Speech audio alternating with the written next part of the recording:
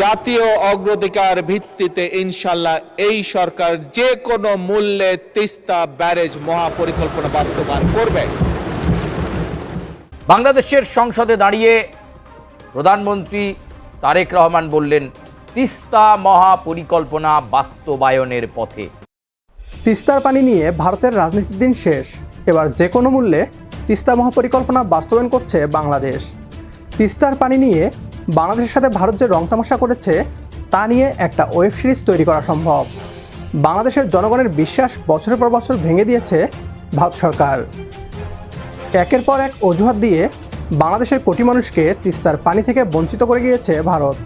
2026 সালে ভারতের পশ্চিমবাংলার নির্বাচনে বিজেপির বিজয়ের পর প্রমাণিত হয় আসলে ভারত তিস্তার পানি নিয়ে বাংলাদেশের মানুষের সাথে খেলা করেছে। কখনো মমতাকে দায়ী করা, আবার কখনো আশার বাণী শোনানো, সবটাই একটা পরিকল্পনা ছিল ভারতের। এবার সেই ভারতের নোংরা খেলাকে পাল্টে দিচ্ছে প্রধানমন্ত্রী জনাব তারেক রহমান। তিস্তা মহাপরিকল্পনা বাস্তবায়ন হচ্ছে, এই খুশির সংবাদ তিনি সংসদে জানান। এ নিয়ে কী বলছে পশ্চিমবাংলার মিডিয়া, আসুন তা দেখি। একদিকে বাংলাদেশে পুশিন বিতর্ক,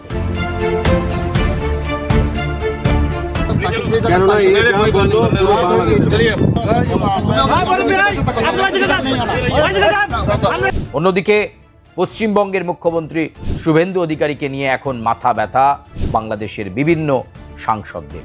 শুভেন্দু যদি মনে করে বরিশাল থেকে গিয়ে ক্যালকাটায় বড় মাস্তান হয়ে গেছে, তার থেকেও বড় মস্তান বাংলাদেশে আছে। তারা বলছেন শুভেন্দু অধিকারীকে চুপ করান। পশ্চিমবঙ্গের যে আপনার চিফ মিনিস্টার শুভেন্দু বাবু, তাকে থামান। কেউ বা আবার বলছেন বাংলাদেশের পররাষ্ট্র মন্ত্রক অন্তত ভারতকে ক্ষমা চাইতে বলুক, কারণ পশ্চিমবঙ্গের মুখ্যমন্ত্রী শুভেন্দু অধিকারী বলেছেন, যেভাবে গাজাকে শায়েস্তা করেছিল ইসরায়েল, বাংলাদেশকেও শায়েস্তা করতে লাগবে। তাই নয়, এবার পদ্মা ব্যারেজ তৈরি হবে, আর সেই পদ্মা ব্যারেজ তৈরি হলে বাংলাদেশের আর্থ সামাজিক কাঠামোয় পরিবর্তন আসবে। বর্ষার সময় বা বর্ষার ঘনঘটার সময় বর্ষার জলকে ধরে রেখে শুষ্ক মরশুমে যখন শুকনো আবহাওয়া, সেই সময় সেই ধরে রাখা জলকেই কাজে লাগানো যাবে, আর তাতেই ফিরবে বাংলাদেশের কপাল, বাংলাদেশের ভবিষ্যৎ। বর্তমান সরকার পদ্মা ব্যারেজ নির্মাণের উদ্যোগ গ্রহণ করেছে, যা এই ব্যারেজ নির্মাণের মাধ্যমে বর্ষা মৌসুমে যে অতিরিক্ত পানি আমাদের কাছে আসে, সেই পানিটিকে আমরা ধরে রাখবো, যাতে করে শুষ্ক মৌসুম এবং বছরের বাকি সময়টা আমরা কৃষক সহ সকলের কাছে পানি সরবরাহ করতে পারি। তিস্তা ব্যারেজ থেকে প্রায় 110 কিলোমিটার নদীপথে খনন কার্য হবে। এর ফলে বৃহত্তর রংপুর বা গাইবান্ধা, লালমনিরহাট এই সমস্ত এলাকাতে অনেক বেশি চাষাবাস সমৃদ্ধ করা যাবে বাংলাদেশকে, এবং বাংলাদেশ একটা নতুন সম্ভাবনা, নতুন পরিকল্পনার দিকে এগোবে। এই তিস্তা মহাপরিকল্পনা এর আগেও হয়েছিল, কিন্তু বাস্তবায়ন হয়নি। কিন্তু এবার বাংলাদেশের পার্লামেন্টে দাঁড়িয়ে জোর গলায় বাংলাদেশের বর্তমান প্রধানমন্ত্রী তারেক রহমান বললেন, তিস্তা মহাপরিকল্পনা বাস্তবায়ন হবে এবং সেই সঙ্গে পদ্মা ব্যারেজ তৈরি হবে, যার ফলে দীর্ঘদিনের যে সমস্যা, পানি নিয়ে, জল নিয়ে যে সমস্যা, ভারতের সঙ্গে তিস্তা নিয়ে যে বিতর্ক, সেই বিতর্ক অনেকখানি কমানো যাবে। পদ্মা ব্যারেজ নিয়ে এই যে পরিকল্পনা, সেই পরিকল্পনার কথা সংসদে দাঁড়িয়ে জানালেন বাংলাদেশের প্রধানমন্ত্রী তারেক রহমান। একই সঙ্গে তিস্তা মহাপরিকল্পনা, একটা সময় এই পরিকল্পনা খানিকটা এগিয়ে ছিল, কিন্তু সেটা বাস্তবায়িত হয়নি।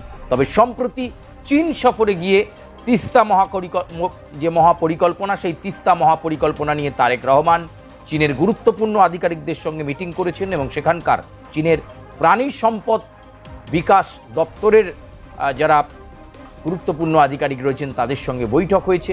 চীনের সহযোগিতায় এই তিস্তা মহাপরিকল্পনা চীনের সহযোগিতায় করতে চলেছে, বাস্তবায়িত করতে চলেছে বাংলাদেশ। আনুষ্ঠানিকভাবে ঘোষণা না এলেও বাংলাদেশ এবং চীনের মাঝে তিস্তা মহাপরিকল্পনা কাজের চুক্তি যে হয়ে গিয়েছে তা এখন ওপেন সিক্রেট। সবাই জানে খুব দ্রুতই এই প্রকল্পের অফিসিয়ালি ঘোষণা আসবে। বাংলাদেশের রংপুর বিভাগের 1 কোটি মানুষের দুঃখ দুর্দশার দিন অবশেষে শেষ হতে চলেছে। তিস্তার পানি নিয়ে বাংলাদেশের সাথে যে নোংরা খেলা খেলেছে ভারত, এবার তার জবাব দিবে বাংলাদেশ। চীন এবার চিকেন নেকের পাশে তিস্তা মহাপরিকল্পনা বাস্তবায়ন করবে, আর ভারতীয়দের কলিজা কাঁপবে। বাংলাদেশ হিসাবে এর থেকে আত্মতুষ্টি আর কি হতে পারে? কেবল তিস্তাবাদ নয়, পদ্মায়ও বাদ দিবে বাংলাদেশ। আর নয় ভারতের দিকে পানি নিয়ে তাকিয়ে থাকা। বাংলাদেশ এবার নিজের পায়ে দাঁড়িয়ে নিজেদের পানির ব্যবস্থা নিজেরাই করবে। তারেক রহমানের এই সিদ্ধান্তকে সমর্থন করলে কমেন্ট বক্সে ইয়েস লিখে জানিয়ে দিন আমাদের। সেই সাথে ভিডিও শেয়ার করে দেখার সুযোগ করে দিন আপনার বন্ধুদের। পরবর্তী ভিডিও দেখার আমন্ত্রণ জানিয়ে বিদায় নিচ্ছি আজ। আল্লাহ হাফেজ।